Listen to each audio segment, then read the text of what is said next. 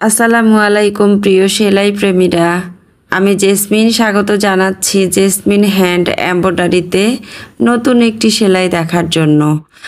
আজ আমরা শিখব খুব সহজ কিন্তু মন করা একটি পাতার ডিজাইন, যা আপনারা মাত্র 5 মিনিটেই করতে পারবেন। এই ডিজাইনটি ছোট ব্যবসা থেকে শুরু করে জামার গলা, হাতা অথবা শাড়ির পাড়ে ব্যবহার করার জন্য একদম পারফেক্ট একটি পাতার ডিজাইন। তাহলে চলুন শুরু করি আমাদের আজকের এই পাতার সফর। আজকে পাতা সেলাইয়ের জন্য আমি ব্যবহার করেছি সাদা সুতি কাপড়, সুই সুতা আর কালার আমি এখানে 2 শেডের থ্রেড ব্যবহার করেছি।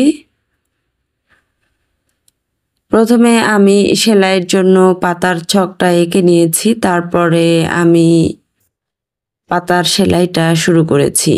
দর্শক বন্ধুরা, সেলাইয়ের পূর্বেই আপনারা কাপড়টাকে ভালোভাবে ফ্রেমে আটকে নেবেন। ফিসবন সেলাইয়ের ক্ষেত্রে কাপড় একটু কুঁচকে আসে, তাই সেদিকে একটু আপনারা খেয়াল রাখবেন।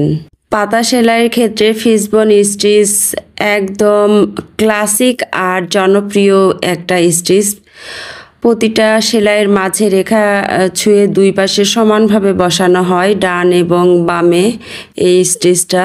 চেষ্টা করবেন সেলাই যেন খুব কষে না টেনে সেলাই করতে, তাহলে কাপড়ে ভাঁজ হয়ে যেতে পারে। ধীরে ধীরে পুরো পাতাটা ফিসবন স্টিচ দিয়ে ভরিয়ে ফেলবেন, দেখবেন খুব প্রাণবন্ত এবং সুন্দর একটি পাতা, জীবন্ত পাতার ন্যায় হয়ে উঠবে আপনার এই সেলাই দিয়ে পাতা সেলাই। আপনারা চাইলে অন্য কোনো স্টিচ দিয়েও পাতা সেলাই করতে পারবেন। চাইলে শার্টেন স্টিচ বা ফ্লাই স্টিচ দিয়েও আপনারা খুব সুন্দর পাতার ডিজাইন করতে পারবেন। আসলে একটা স্টিচ একক রকম সৌন্দর্য নিয়ে আসে, এটা নিজেদের রুচির ব্যাপার। দর্শক বন্ধুরা, সেলাই শেষে গিট ভালোভাবে দিয়ে নেবেন। গিট ভালোভাবে না দিলে সেলাই পরবর্তীতে ব্যবহারের ফলে খুলে আসার একটা ঝুঁকি থেকে যায়। আর অবশ্যই আয়রন করার চেষ্টা করবেন। হাতের কাজে আয়রন করলে সেলাইটা কাপড়ের সঙ্গে ভালোভাবে মিলে যায়, তো চেষ্টা করবেন আয়রন করার। তো এই ছিল আজকে আমার পাতা সেলাই ডিজাইনটি আপনাদের কাছে কেমন লেগেছে তা আপনারা অবশ্যই আমাকে কমেন্ট বক্সে জানিয়ে দিবেন কেমন হয়েছে আজকে আমার এই পাতা সেলাই ডিজাইনটি। যে সকল বন্ধুরা নতুন আজকে জয়েন করেছেন আমার চ্যানেলে, আপনারা আমার এই ডিজাইনগুলো যদি ভালো লাগে আমার চ্যানেলটিকে সাবস্ক্রাইব করে থেকে যেতে পারেন এই ধরনের নতুন নতুন ডিজাইনগুলো দেখার জন্য। আগ্রহ থাকলে কমেন্ট বক্সে জানিয়ে দিন আপনারা কেমন ধরনের সেলাই পছন্দ করেন, কেমন ধরনের সেলাই শিখতে চান, দেখতে চান। আমি চেষ্টা করব সেই ভিডিওগুলো আপনাদের সামনে প্রেজেন্ট করতে।